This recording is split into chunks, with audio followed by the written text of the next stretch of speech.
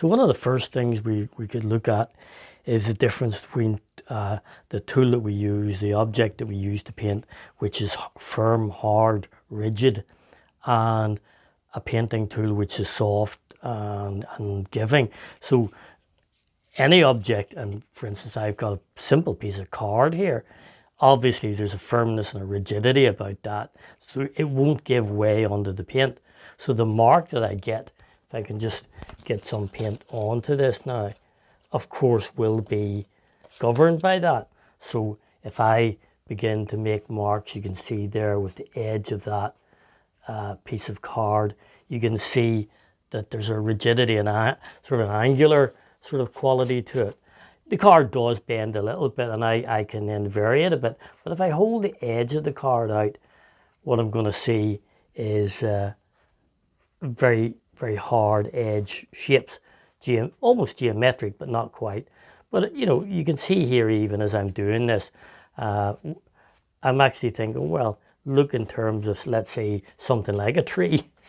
So if we were to break this up, and I'm just using black here, but if I can sort of create the form of a tree here, this will represent leaves, whatever, but in a certain way. There's not so much give in that card there. I can maybe say bring that down there and work that around and so on. So I can build up structures and suggestions of things with that card there. I'm scraping it slightly each time I put it on, but you can see that there's a quality in that. If I had a horizon in the background, you know, a hill or something there, you can do that using the same method. Stroke, short stroke, short stroke. So you've got something in the back. But there's a certain quality that you can only get with a tool to apply paint that has that firmness to it. So the last object was a piece of card, firm, rigid, angular.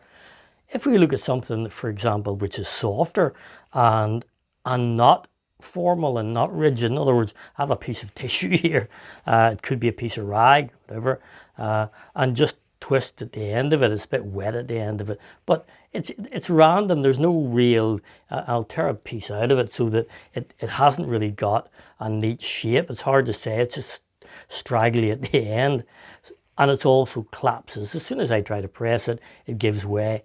And because of that, it'll make a peculiar or specific sort of mark. So I'm dipping it in some black paint here, and you can see there, look what happens when I drag it around.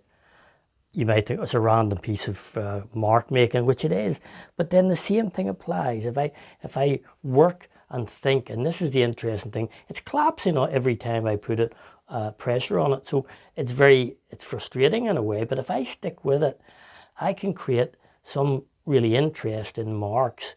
You can see that almost sense of a green, wood grainy effect or whatever there.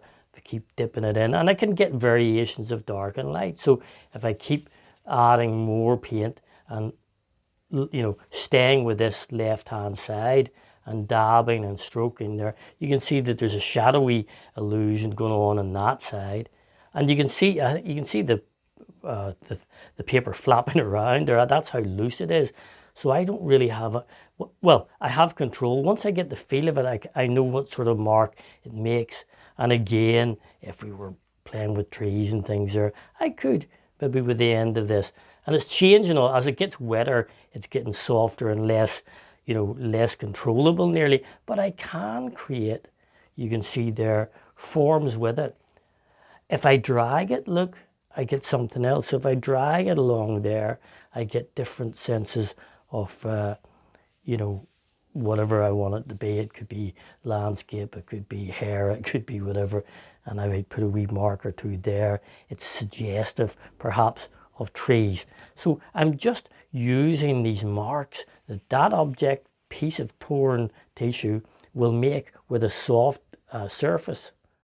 I'm just continuing this just for the fun of it, really, dragging that around with a wee bit of colour in it. You know, there's yellow and black, so I'm trying to make a kind of green.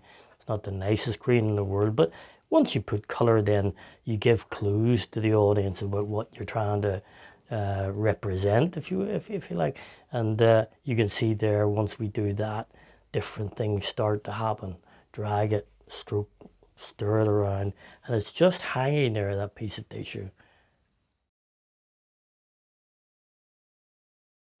Now, if we think about small objects, small tools which are firm, in other words, a rigid surface, and this is literally the back end of a brush, so it's the stick end, it's not the brush end. So it's basically a stick. It could be a piece of an old wooden skewer or whatever. So it's going to make a different mark because it's tiny surface that's contacting the paper or the canvas, but it's also completely rigid. There's no give in it whatsoever. So when I put it, I'm going to use a bit of blue here, but if I put a piece of color down, you can see that not much is happening right away because there isn't much on the end of the stick. So I have to work at that in a different way. So in other words, I've got to build the paint up, got to reload the paint more often. So I'm going in here with yellow here, mixing that to make greens. And what I'll do is I'll show you this close up, but you know, your paintings in this style can be quite small. So I could say, okay, I'm going to use this method to create a little landscape or whatever. I'm just using landscape as an example here, and creating my little bunches of trees and branches and things like that. Maybe get a wee bit of brown color in there, and you can see I'm laying it on quite thick. But I'm putting this in here. I'm going to have a wee bit more up here, around there, a few little bits growing up there. You know, so the stick is beginning to work for me now that I'm getting a wee bit more paint on. But you can see how tiny the surface is. The point is, make this a bit bigger maybe, and have a few wee marks growing out here. What I'm going to do is wipe that and maybe take some sort of white stroke grey paint around that. I'll maybe put a wee bit of black into that and make that grey, maybe a bit too dark there. And I'll scribble that around the outside of these green bits here and in there, so that this is not just the white of the paper showing through. And you can hear it, that noise, I would guess. But you can see, let's call this the sky. I don't know whether I should risk putting a bit of blue into that or not, but why not? Sure, we'll just go around that. But look at these little tiny twiggly marks, and they're not like any of the other marks in the other parts of this demo that I've showed you. So this is a small, hard surfaced object that I'm using to paint with, but I'm still creating a representation or an interpretation of something that maybe is in front of me, like a clump of trees or a forest or you know, whatever it is here, you know. I'll put another little bit or two there, and maybe fill out. I just want to fill out those white bits of white page, okay. And maybe a little more brown along the bottom could represent a little field or something like there. So it's a little thumbnail sketch size. And what I'm going to do now is I'll stop this and zoom in and let you see it. So this is a close-up of what I've been painting here, and you can see, look, you can see the marks probably more clearly. But look, I am getting a very expressive interpretation that this could be the ground here, trees, sky, very expressive, very, very intense, but it's so different to the others.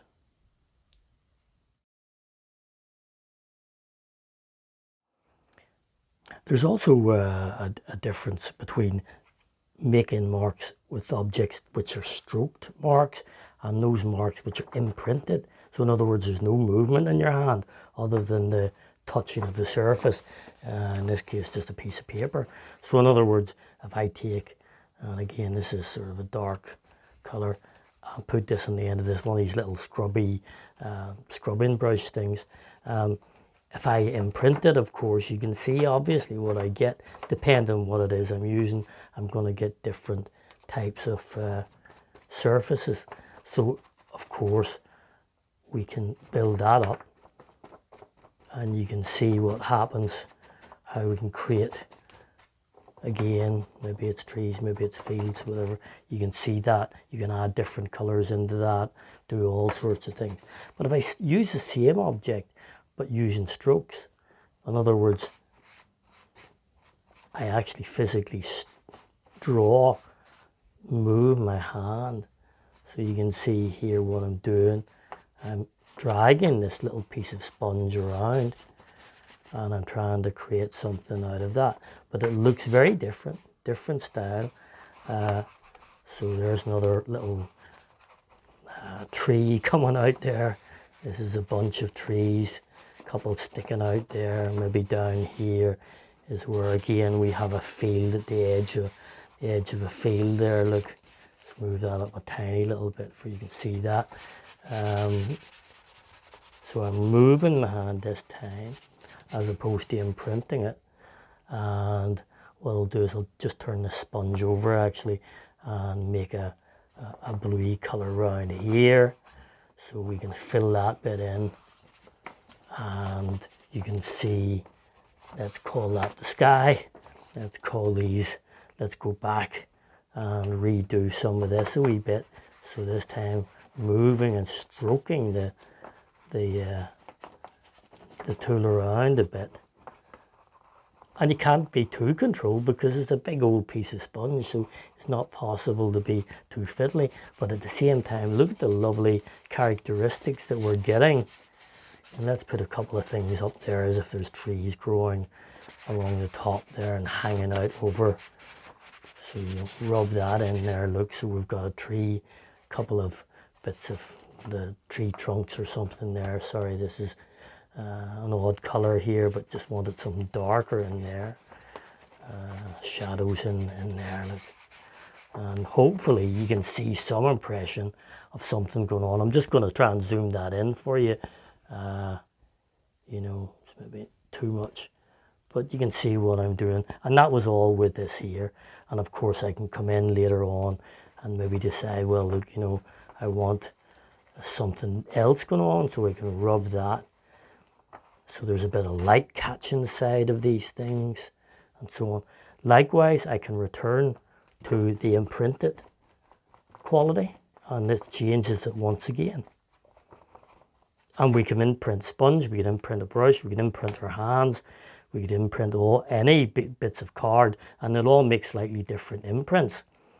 But the thing is, you have the courage to do that and just see what goes on. If I do that, I know it's a bit blue, but we'll go in with a bit of yellow and mix it in.